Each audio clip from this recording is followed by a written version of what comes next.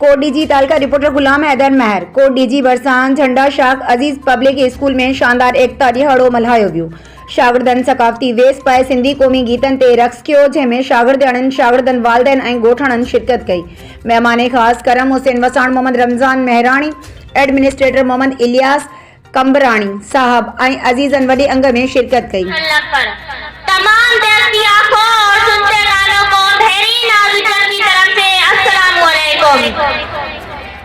आज मेरी तकरीर का उन्वान है सिंध।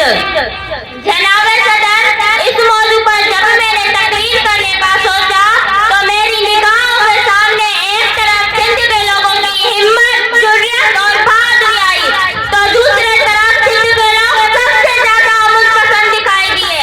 कहीं सिंध की मेहमान नवाजी के चर्चे नजर आए तो कहीं सिंध की सिकाई तहजीब पर खामोश पौने, कहीं सिंधु दरिया को सिंधु ढेर में लेकर पार करना नामुमकिन कहने वाली सिकंदर आजम के मुअन्निस नजर आए, तो कहीं सिंध के शहर ठट्टा में आली बनने के लिए आने वाले गैर मुल्की लोग, तो कहीं अकबर बादशाह के निवृत्तन में से 3 रतन सिंध के नजर आए, तो कहीं सिंध के माए सिफन रनी कोट और सेठ माए नजर आए, तो कहीं दुनिया को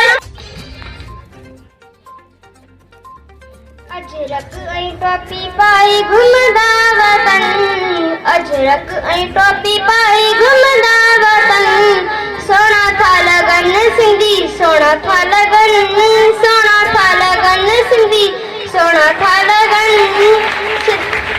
सिंध जी सका